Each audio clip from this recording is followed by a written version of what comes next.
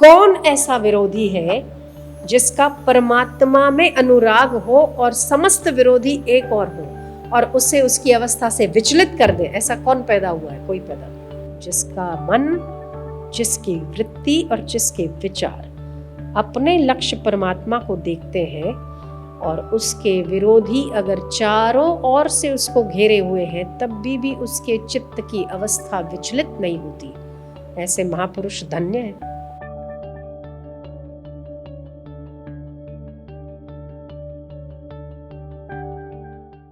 जिसका लक्ष्य ईश्वर नहीं है उसे तीनों कालों में कोई सुखी नहीं कर सकता, और जिसका लक्ष्य ईश्वर है उसको तीनों कालों में किसी का बाप दुखी नहीं कर सकता। ये पक्की बात है। अगर आपका लक्ष्य ईश्वर है, अगर आपका लक्ष्य परमात्मा है, तो आप किसी भी अवस्था में विचलित नहीं होंगे। यदि आपका लक्ष्य मान है, आपका लक्ष्य सुख की प्राप्ति है, आपका लक्ष्य सम्मान की प्राप्ति है, आपका लक्ष्य संसार की महत्ता है या संसार के पदार्थ या व्यक्ति प्राप्त करने की इच्छा है, तो आप कभी सुखी नहीं रह सकते। लाख पते की बात पक्का करो। आपका लक्ष्य जब तक कोई व्यक्ति है तब तक आप सुखी नहीं है, जब तक आपका लक्ष्य परमात्मा है आप दुखी नहीं। बोलो, जब तक आपका लक्ष्य संसार है तब तक आप सुखी नहीं है, जब तक आपका लक्ष्य परमात्मा है तब तक आप दुखी नहीं। किसके बाप की ताकत है आपको कष्ट दे सके, आपको परेशानी दे सके? हमारा लक्ष्य हम भूल गए ना। हम चले थे कभी कई साल पहले, चले थे हम ईश्वर प्राप्ति के लिए। हमें लगा था स्मशानी वैराग्य कि हम तो भगवान पा लेंगे, और फिर आ गए उसी जगह पर जहाँ सारा दिन भगवान ही भगवान सुनाई देता है। तो अब उसकी वैल्यू ख़त्म हो गई है। वैल्यू ख़त्म हो गई तो अब फिर राग द्वेष, अपना जो पुराने संस्कार हैं वो जागृत हो गए। ये ठीक नहीं है, वो बेठीक नहीं, इसको सुधारो, इसको सुधारो, अरे अपना वो दिखाओ। बस छोटी छोटी बातों में उलझ कर रह गए। हमारा लक्ष्य हो गया संसार और दूर रह गया परमात्मा। इसीलिए मैं हर स्थिति विचलित कर देती है। हर चीज़, छोटी बड़ी चीज़ हमें परेशान करती है। किसी ने अपमान किया तो हमें लग आता है, किसी ने मान किया तो हम फूल जाते हैं, किसी ने कुछ समझाने की कोशिश की तो हमें लगता है कि मेरा दुश्मन है। तो ये सब जो हमारे स्वभावगत जो कॉन्फ्लिक्ट्स होते हैं, जो हमारे स्वभाव के राग द्वेष पूर्वक जो हमसे व्यवहार होते हैं, वो केवल और केवल दुख और परेशानी अगर देते हैं तो वो इसीलिए क्योंकि हमारा लक्ष्य ऊंचा नहीं है। जिस दिन हमारा लक्ष्य बहुत ऊंचा हो जाएगा ना, उस दिन हमको ये सब चीज़ें मायने नहीं रखेंगी। हमें छोटी छोटी चीज़ें दुखी कर देती है, छोटी छोटी चीज़ें प्रसन्न कर देती है। हर छोटी बड़ी बात में हम सुखी दुखी होते रहते हैं।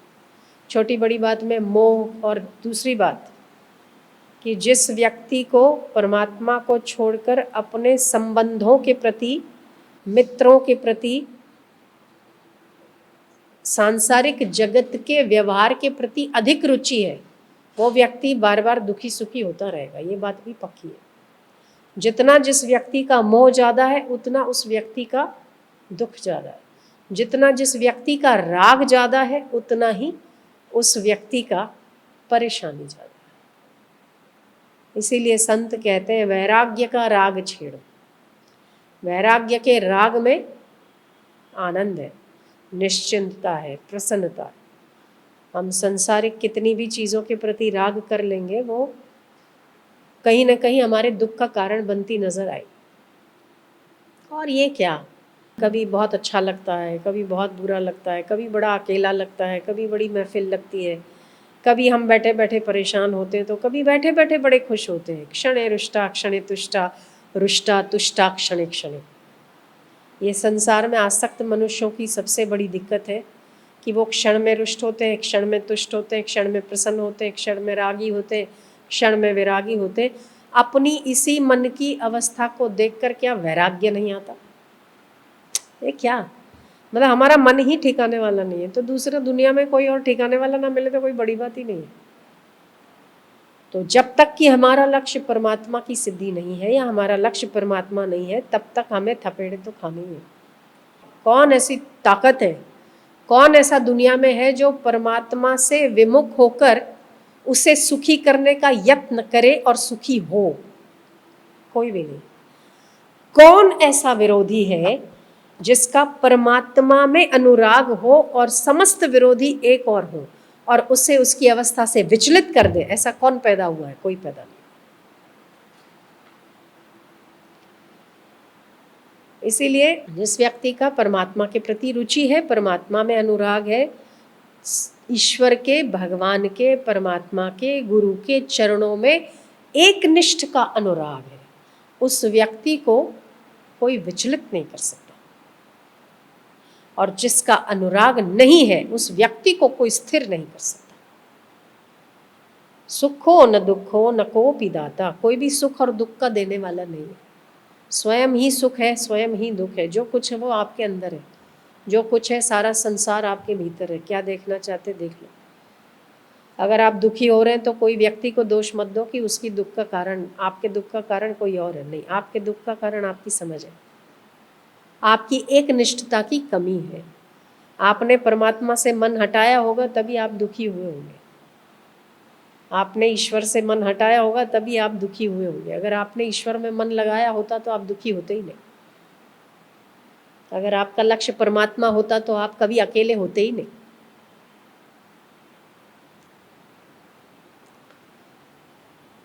तो 100 बातों की एक बात, ये बात जिसने समझ ली, वो संसारी हो या गृहस्थी हो, पैंट शर्ट में हो या भगवाधारी हो, गले में माला डाली हो या सिर में खाक लगाई ना हो, मुंडन किया हो चाहे वो स्त्रियों जैसे लंबे बाल रखता हो, कुमकुम लगाता हो चाहे ललाट सफ़ा चट रखता हो, कोई फर्क नहीं पड़ता।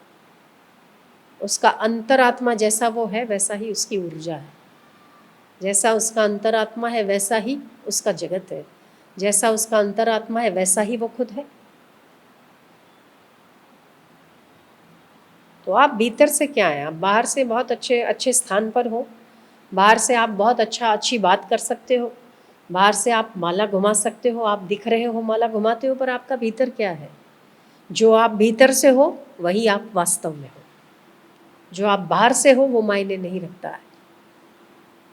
आप भी बाहर से बहुत अच्छी मीठी मीठी वाणी बोलते, शहद घुल जाए ऐसी वाणी बोलते, किसी को झूठ, सच को झूठ, झूठ को सच करते हैं। आप करते होंगे, आप बहुत होशियार हैं, बहुत माहिर हैं, बहुत चालाक हो, बहुत चतुर हो, आप सब कुछ कर सकते हैं। पर आपका अंतरात्मा यदि ईश्वर में नहीं टिका है, अगर आपकी वृत्ति परमात्मा के प्रति झुकाव करने वाली नहीं है, सारी चतुराई, सारी चालाकी, सारे राग, सारे द्वेष, सारे आसक्तियाँ आपको दुखी और परेशान करने वाली, ये जिस दिन समझ आ जाएगी उस दिन हमें वैराग्य का राग लगेगा और वही अंगराग बन के हमको चमकाए। वैराग्य राग रसिको भव भक्ति रस्तु, जिसके चित्त में भक्ति है उसको वैराग्य का राग लगता है। जिसके चित्त में वैराग्य नहीं है उसको भक्ति कहाँ से प्राप्त होती है? तो ऐसे कई महापुरुष हैं, ऐसे कई संत हैं जो भगवा कपड़ा नहीं पहनते हैं, जो तुलसी की माला नहीं घुमाते हैं, तुलसी के पत्ते नहीं खाते, बड़ को, पीपल को, ना विष्णु को, नारायण को, कृष्ण को, किसी को नहीं मानते, किसी को नहीं मानते। और साधु कपड़े नहीं पहनते, जटा नहीं रखते, दाढ़ी नहीं रखते, पैंट शर्ट पहनते, गृहस्थी हैं, बाल बच्चे वाले, फिर भी उन संतों से, उन गुफा वालों से ज़्यादा श्रेष्ठ है जो गुफा में बैठा हुआ व्यक्ति संसार के प्रति रागात्मक बुद्धि रखता है। उस गुफा में बैठने वाले एकांत रागी पुरुष को, वो पुरुष से अधिक गृहस्थ धर्म का वो पैंट शर्ट वाला व्यक्ति ज़्यादा श्रेष्ठ है, ऐसा मेरा मत है। तो आप दो जनों को ही रिझा सकते हो, या जगत को या जगदीश्वर। आप किसको रिझाना चाहते हो? जगत को रिझाना चाहते हैं तो जगत कभी रिझेगा ही नहीं। जगदीश्वर को रिझाना चाहते हैं तो वो कभी नाराज ही नहीं। आप जगदीश्वर को रिझाने की कोशिश करो। जगत तो अपने आप रिझा तो रिझा, नहीं रिझा नहीं रिझा। क्या फर्क पड़ता है, जगत नहीं रिझा तो क्या दे देगा और नहीं रिझा तो क्या दे देगा। संबंध माता पिता से नहीं होना चाहिए, कर्तव्य जरूर होना चाहिए। माता पिता के मोहवश संबंध आपको कभी भी स्थिर नहीं होने देगा। किसी भी संबंधों की जरूरत आपके उद्धार में नहीं है। आपके उद्धार के लिए किसी संबंध की आवश्यकता है ही नहीं। कर्तव्य की आवश्यकता है, संबंध को राग की आवश्यकता नहीं है। जब तक आपके चित्त में परमात्मा के प्रति संबंध का बीज नहीं बोया जाता, तब तक आपकी अवस्था दयनीय, दीनहीन, निराश और दुखी है, चाहे आज, चाहे कल, चाहे कई सालों बाद। जब तक कि आपकी निष्ठा अपने गुरु के प्रति या परमात्मा के प्रति, जहां आपकी रुचि करती है, जहां आपका हृदय ठहरता है, उसमें यदि आपकी निष्ठा दृढ़ नहीं है तो आपकी स्थिति मेंढक से कुछ ज्यादा अच्छी नहीं है, फुदकने वाली स्थिति से कुछ ज्यादा खास बेहतर नहीं है।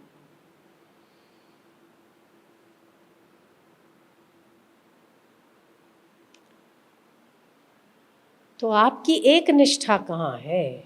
आपकी निष्ठा होना बहुत आवश्यक है। यदि आपकी निष्ठा पक्की है तो आपका कोई देवता भी कुछ नहीं बिगाड़ सकता। निष्ठा कच्ची है तो आपको हर चलता आदमी, किसी ने कुछ कह दिया आपको बुरा लगा, किसी ने कुछ कर दिया आप विचलित हो गए। तो ये जो मार्ग है ना, ये रागात्मक मार्ग है ही नहीं। संबंधों का राग बनाए रखो, मित्रों का राग बनाए रखो, मित्रों को खुश करते रहो, एक दूसरे के साथ की आवश्यकता बनी रहे, ये उन लोगों के लिए ये रास्ता नहीं है। या तो आप जगत को रिझाओगे या तो जगत पति को रिझाओगे। दोनों को एक साथ लेकर कभी नहीं चला जा सकता। एक म्यान में दो तलवार कभी नहीं रहती, एक ही रहेगी। तो या तो आप जगत को पसंद कर लो या तो जगत पति को पसंद कर लो। जगत कभी आप ना होना नहीं, जगत पति कभी दूर होना नहीं, दोनों सही है। तो संकल्प आपका है, विचार आपका है, रास्ता आपका है। परमात्मा तो बेचारे खुला दिल है, खुला मन है, कौन से रास्ते पर आप चलना चाहते हैं वो चल लीजिए, पर दृढ़ता से बढ़िए। तो जब तक स्वरूप का बोध प्राप्त नहीं होता तब तक मन चित्त डावाडोल रहता है। विकार, निर्विकारीपना, सात्विक, रजस, तमस, ये सब साधक बेचारे की परीक्षाएं हैं। कभी रजस में, कभी तमस में, कभी खुशी में, कभी गम में, कभी आज़ादी में, कभी किसी की ज़रूरत में, कभी किसी की बिंदास पने में। ये सब ये होता रहता है। पर आपका लक्ष्य इतना दृढ़ है अगर आपके चित्त में, तो आप हर स्थिति में निकलने की जिम्मेदारी परमात्मा की है। तो आपकी वृत्ति कहाँ लगी हुई है वही आपका मंजिल है। क्या चाहते हैं वही आपकी मंजिल है। कोई देखता है कि कोई नहीं देखता है, पर आपका चित्त बार बार क्या चिंतन करता है वही आपकी मंजिल है। तो एक बात सदैव याद रखनी है कि परमात्मा के लक्ष्य को लेकर चलने वाला कभी दुखी नहीं है और संसार के लक्ष्य की ओर बढ़ने वाला कभी सुखी नहीं है। जिसके चित्त में, जिसका मन, जिसकी वृत्ति और जिसके विचार अपने लक्ष्य परमात्मा को देखते हैं और उसके विरोधी अगर चारों ओर से उसको घेरे हुए हैं तब भी उसके चित्त की अवस्था विचलित नहीं होती, ऐसे महापुरुष धन्य हैं। और हम लोग इतने रागात्मक उसमें रहते हैं कि हमें कोई थोड़ा बहुत कुछ कह देता है तो हम उससे उभर नहीं पाते, क्योंकि हमारे चित्त में संसार की महत्ता बहुत ज़्यादा गहरी है। ईश्वर के राज्य में उसकी महत्ता ही नहीं, परमात्मा के लक्ष्य में उसकी महत्ता ही नहीं। तो इसीलिए जब तक कि एक मनुष्य की वृत्ति, एक मनुष्य का लक्ष्य परमात्मा नहीं होगा, तब तक आपको सुख की प्राप्ति कभी नहीं होनी है। भूल जाओ, भूल जाओ। जब तक आप किसी न किसी साथ की, किसी न किसी पास की, किसी न किसी राग की, किसी न किसी मित्र की, किसी न किसी संबंधियों को खुश रखने में आप बहुत व्यस्त हैं, तब तक परमात्मा आपके लिए फ्री नहीं है। पर जब आपकी व्यस्तता परमात्मा के साथ है, तो वो भी आपको आनंद प्रमोद कराने में व्यस्त है, आपको मस्त रखने में व्यस्त है। इसीलिए जो कुछ करना है आपको खुद को करना है, कोई दूसरा नहीं आएगा करने के लिए। क्या है छोड़ना, जितना टाइम जितना समय जब कर सकते हैं कर लिया, जब मन नहीं लगा तो चलते पड़ेंगे। हाँ तो ठीक है ना, अगर चलते पड़ेंगे तो इतने सारे लोग परेशान दुखी सुखी ऐसे समय में हो ही रहे, एक और हो जाएगा। अपने उद्धार चाहने वाले व्यक्ति को परमात्मा के प्रति एक निष्ठा से लक्ष्य बनाकर चलना चाहिए। फिर आप देखो, सतत अपने लक्ष्य के प्रति जागरूक रहने वाला व्यक्ति कभी दुखी नहीं होता। उसके लिए सब चलता रहने वाला खेल है। तो आप क्या चाहते हैं, जगत चाहते हैं कि जगतपति चाहते हैं? उससे आपका भविष्य तय होता है।